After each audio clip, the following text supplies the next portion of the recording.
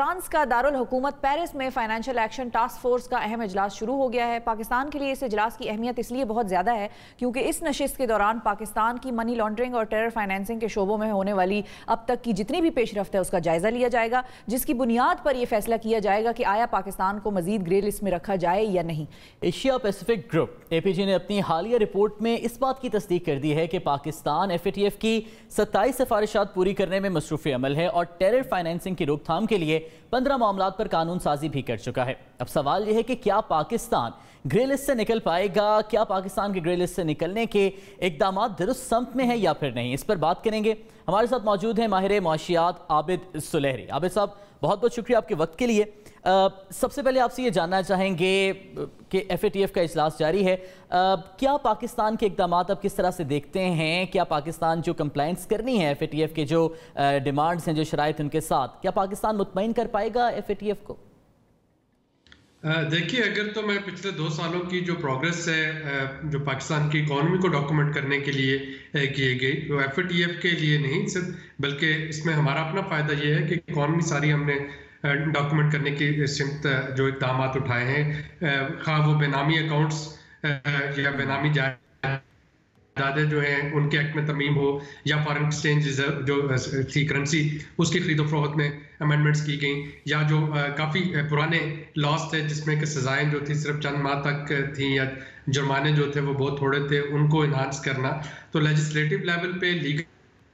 Level पे, operational level पे अगर पाकिस्तान के इक़दाम को देखा जाए तो पाकिस्तान जो है वो एक क्वांटम लीप ले चुका है, जो कि ना सिर्फ FATF के एक्शन के लिए बल्कि पाकिस्तान की अपनी इकॉनमी को डॉक्यूमेंट करने के लिए बड़े वाइटल हैं। तो उस हवाले से मैं देखूं तो मैं काफ़ी मुतमईन हूँ, लेकिन हमें यह भी पता है कि FATF जो है ये सिर्फ एक प्योरली टेक्निकल सब्जेक्ट नहीं है, ये एक जियोपॉलिटिकल इकोनॉमिक क्वेश्चन का टूल भी है जिसमें आर्म ट्विस्टिंग भी की जाती है। तो वो आर्म ट्विस्टिंग में से हमें निकलने के लिए 12 वोट्स वो दरकार हैं जो इस प्लेनरी में 39 ममालिक के इस मेंबर ऑर्गेनाइजेशन में, और उस पर देखना होगा कि हमने डिप्लोमेटिकली कितने वोट्स जो है वो मजीद हासिल किए हैं ताकि पाकिस्तान ग्रे लिस्ट से निकल सके। तो लेकिन अगर डिप्लोमेटिकली तो एक रिपोर्ट और भी आई है कि Pakistan is the 15th most powerful country in Asia owing to increase diplomatic clout, तो उसका कुछ फायदा हो सकता है? ये कल परसों की खबर है। देखिए, इसमें यह है ना कि आपको ब्लैक लिस्ट से बचने के लिए 3 वोट चाहिए, तो 3 वोट तो हमारे पास चाइना, टर्की और मलेशिया की शक्ल में मौजूद हैं। ग्रे लिस्ट से निकलने के लिए 12 वोट चाहिए, यानी 9 मजीद चाहिए। उसमें जो GCC और जो गल्फ कंट्रीज के हमारे दोस्त ममालिक हैं उनके वोट मुझे थोड़े से मुश्किल लग रहे हैं, क्योंकि पाकिस्तान ने एक जो प्रिंसिपल स्टैंड लिया है कि 2 रियासतों के वजूद के बगैर इसराइल को तस्लीम करने की जो है पेशरफ्त जो है वो नहीं की जाएगी। तो वहाँ पे यकीनी तौर पे जो इस वक्त जियोपॉलिटिकल दबाव है अमेरिका का भी और बाकी हमारे हलीफ ममालिक का गल्फ में, तो उनके वोट शायद हमें ना मिल रहे हों, और ये एक मेजर बॉटलनेक जो है वो हमारे लिए बन सकती है इस इजलास में। यह तो हो सकता है कि 6 महीने मजीद हमें ग्रे लिस्ट में रहना पड़ जाए, लेकिन आई वुड से कि पाकिस्तान ब्लैक में नहीं जा रहे हम, ठीक है, अल्हम्दुलिल्लाह हम ब्लैक में नहीं जा रहे, ग्रे में हो सकता है कि हम रहें मजीद 6 महीने। लेकिन फिर उसके बाद अगली प्लेनरी मीटिंग इनकी कब की है आबिद साहब? वो अगर इन केस हम इस दफा ग्रे लिस्ट में रह जाते हैं तो फिर अगला कब होगा वो फैसला जिससे हम निकल आएंगे? क्योंकि बहुत सारे हुकूमती रहनुमा हैं जो ये बात समझते हैं, उनसे मेरी बात हुई तो उन्होंने कहा कि हम उम्मीद कर रहे हैं कि हम अगली प्लेनरी मीटिंग में ये फैसला अपने हक में करा लेंगे कि हम निकल आए ग्रे लिस्ट से भी। जी, अगली जो है वो फरवरी-मार्च में फिर आएगी, और फरवरी-मार्च तक के जो पाकिस्तान के इक़दाम होंगे वो यकीनी तौर पे ज़्यादा बेहतर हो रहे होंगे। अगर कोई लेजिस्लेटिव लेवल पे कोई लूप होल होती है, अगर तो ये मार्च में चला जाता है और मार्च में सेनेट के इलेक्शंस के बाद जो है PTI हुकूमत अक्सरियत ले लेती है, तो फिर लेजिस्लेशन में अगर कोई फर्दर, अभी तो फिलहाल जो 14-15 बिल्स की शक्ल में पाकिस्तान ने अपने एंटी मनी लॉन्ड्रिंग और अपने एंटी टेररिज्म फाइनेंसिंग लॉज को बहुत ज्यादा मजबूत कर लिया है, लेकिन अगर फिर भी कोई लूप होल रहेगी तो वो यकीनन। अच्छा, यहाँ पर आपसे ये भी जानना चाहेंगे कि अब FATF में जब ये फैसला होना है कि पाकिस्तान को या किसी भी मुल्क के बारे में अगर ये फैसला होना है, तो एक जानिब तो ठीक है, ये इकदाम देखे जाते हैं कि जी टेरर फाइनेंसिंग को किस तरह से रोका जा रहा है, दीगर फाइनेंशियल पॉलिसीज को कैसे बनाया जा रहा है, लेकिन दूसरी जानिब जो डिप्लोमेटिक टाइज का मयार है अब आप क्या समझते हैं कि भारत एक जानिब है जिसके बारे में बैनुल-अक़वामी जरीदों में अब ये इंकशाफात वाज़े तौर पर सामने आना शुरू हो चुके हैं कि टेरर फाइनेंसिंग में बाज़ाब्ता तौर पर मुलव्वस है, मनी लॉन्ड्रिंग के नाम 44 बैंक्स जो हैं वो मनी लॉन्ड्रिंग में मुलव्वस हैं, ठीक है। अब वो बच पा रहा है ब्लैक लिस्ट में जाने से जिसके पास वाज़े शवाहिद भी मौजूद हैं, और पाकिस्तान जिसकी तारीफें की जा रही हैं फाइनेंशियल इक़दामात की बैनुल-अक़वामी जरीदों में, तो डिप्लोमेटिक टाइज फिर क्या ओवरकम कर लेते हैं इन तमाम पॉलिसी मैटर्स को? देखिए, जैसा कि मैंने कहा कि ये एक इकोनॉमिक क्वेश्चन का टूल है, और इस वक्त अगर आप देखें चेंजिंग सर्कमस्टेंसेस में, तो अमेरिका और चाइना की कोल्ड वॉर में, जो ट्रेड कोल्ड वॉर है, उसमें आप देखिए कि भारत जो है उसको एक एज हासिल है अमेरिका के साथ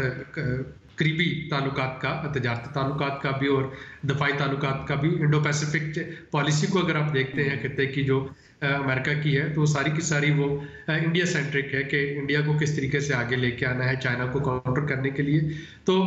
यकीनी तौर पे ये वाले जो मामलात हैं, जो जैसा कि मैंने कहा कि वहाँ पे सिर्फ आपके डिप्लोमेटिक टाइज ही काम नहीं आती, वहाँ पे ओवरऑल एक जियोपॉलिटिकल सिचुएशन भी काम आती है। हो सकता है कि जो अफगान पीस प्रोसेस है, अगर उसमें पाकिस्तान की कलीदी हैसियत जो है वो रिकग्नाइज हो रही हो, तो आप देखें कि अमेरिका का टिल्ट जो है वो आपकी तरफ हो जाए। लेकिन इस वक्त मैं बहुत ज्यादा इसमें रेडिकल चेंज इसलिए आता हुआ नहीं देख रहा कि 3 नवंबर को अमेरिका के अपने इलेक्शंस हैं, और जो भी अमेरिकन प्रेसिडेंट आएंगे जनवरी में,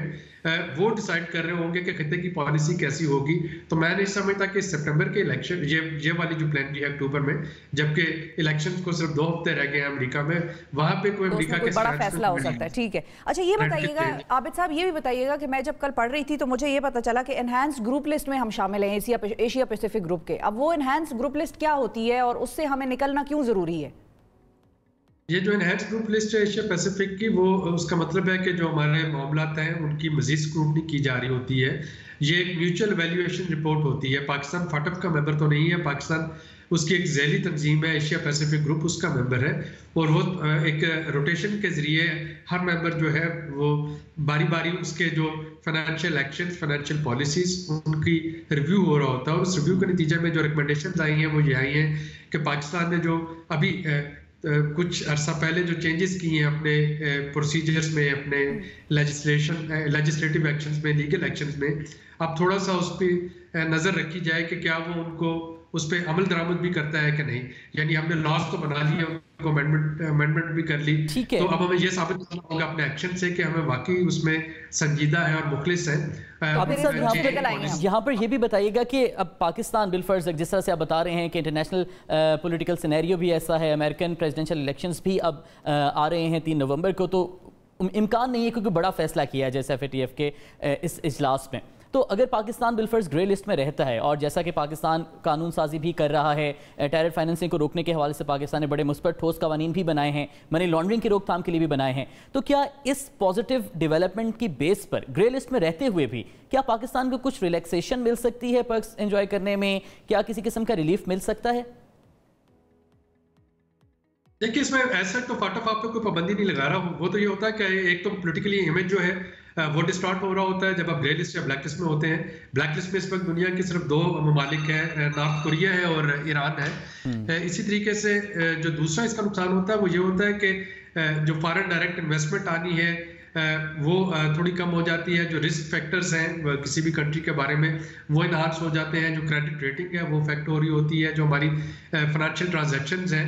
फॉरेक्स ट्रांजैक्शन दूसरे इंटरनेशनल बैंक्स के जरिए, वो डिले का शिकार होती हैं। तो ये वो चीज़ें हैं जो कि साइड बाय साइड चलती हैं। यानी इट इज़ नॉट के फैटफ जो है वो ऐसा चाहता है और वो सेंक्शन लगा देता है जैसे कि UN सेंक्शंस है। लेकिन अगर पाकिस्तान जो है वो अपने मामलात इसी तरीके से सीधे करता रहता है जैसे कि इस वक्त कर रहा है, तो मेरा ख्याल है कि कल ना सही तो इंशाल्लाह फरवरी मार्च में will be in white list. और जो इकोनॉमी डॉक्यूमेंट कर रहे हैं इस वक्त हम, उसका सबसे बड़ा फायदा हमें रेवेन्यू जनरेशन में होगा। हमारा जो इस वक्त टैक्स टू GDP रेशो है वो इसीलिए बहुत कम है। एक तो हमारी चूंकि इकोनॉमी डॉक्यूमेंट नहीं है, वो जो अनडॉक्यूमेंटेड इकोनॉमी है उसको टैक्स नहीं कर सकते आप। और दूसरा हमारी GDP अंडर रिपोर्टेड है। जब हम ये कहते हैं कि हमारी पैरेलल इकोनॉमी हमारी रेगुलर इकोनॉमी से तकरीबन निस्फ है या निस्फ से थोड़ी ज़्यादा है, तो उसका मतलब है GDP का साइज भी ज़्यादा है, उसका टैक्स पोटेंशियल भी ज़्यादा है। तो यकीनी तौर पे इन डॉक्यूमेंटेशन के इकदाम के तहत और जो फाटफ के तहत पाकिस्तान एक्शन ले रहा है, आपकी इकोनॉमी डॉक्यूमेंट होगी और ये एक विन विन सिचुएशन है हमारे। सही है। अच्छा आबिद साहब, एक और चीज़ भी बड़ी अहम है, वो हमारी डिस्कशन में भी वो पहलू आया कि इंडियन बैंक्स के बारे में मुख्तलिफ TRT वर्ल्ड की रिपोर्ट्स छप रही हैं और मुख्तलिफ टेरर फाइनेंसिंग और जो मनी लॉन्ड्रिंग है कि भाई तकरीबन 3,201 ट्रांजैक्शंस उनकी ऐसी हैं जो इलीगल हैं और तकरीबन $1.53 बिलियन की उनकी ऐसी ट्रांजैक्शंस हैं जो मनी लॉन्डर हुई हैं और टेरर फाइनेंसिंग और पता नहीं व्हाट नॉट। तो क्या हमें ये भी चाहिए कि हम एक तरफ तो अपने आप को ज़रूर ग्रे लिस्ट से भी हमने हटाना है, हमने अपने जो लॉज हैं उनको भी मज़ीद स्ट्रिक्ट करना है, इम्प्लीमेंटेशन करानी है, दूसरी तरफ क्या हमें इस चीज़ के लिए भी लॉबी करनी शुरू कर देनी चाहिए, या अभी तक हम नहीं कर रहे तो क्यों नहीं कर रहे कि भाई इंडिया के सामने के तो शवाहिद सामने आ रहे हैं तो आप लोग उसको क्यों इग्नोर कर देते हैं? इसको यकीनी तौर पे हमें अपने जो डिप्लोमेटिक मिशंस के जरिए और अपने जो हलीफ ममालिक हैं उनके जरिए हमें हाईलाइट करना चाहिए। और ये सिर्फ इंडिया तक महदूद नहीं है, आपके पास और बहुत से ऐसे ममालिक हैं जहाँ जिनके के कवानीन में सुकम है। अफगानिस्तान का एक आर्गूमेंट आप ले लीजिए, क्या आपके ख्याल में अफगानिस्तान का जो इंफ्रास्ट्रक्चर है इस वक्त पॉलिसीज का और उनके वहाँ पे एक्शंस का, क्या वो हमसे ज़्यादा बेहतर है कि वहाँ से कोई किसी किस्म की मनी लॉन्ड्रिंग नहीं हो सकती या टेररिज्म फाइनेंसिंग नहीं हो सकती? या और बहुत से मिडिल ईस्टर्न ममालिक ऐसे हैं, सेंट्रल अमेरिकन ममालिक ऐसे हैं, इस वक्त सिर्फ 14 ममालिक हैं जो कि ग्रे लिस्ट पे रखे गए हैं। और जैसा कि मैंने पहले कहा कि ये एक इकोनॉमिक वर्जन का टूल बन चुका है। बदकिस्मती से जो हमारे मल्टीलैटरल अदारे हैं वो एक आर्म ट्विस्टिंग का टूल बन चुके हैं कि जो मुल्क जो है वो ताकतवर ममालिक की बात नहीं मानता, उसको खींचने के लिए, दबाव डालने के लिए किसी न किसी तरीके से FATF या कोई और जो टूल है वो यूज़ किया जाए। बिल्कुल ठीक है, बहुत शुक्रिया अदा करेंगे डॉक्टर आबिद सुलैरी साहब, आपने वक्त निकाला प्रोग्राम के लिए।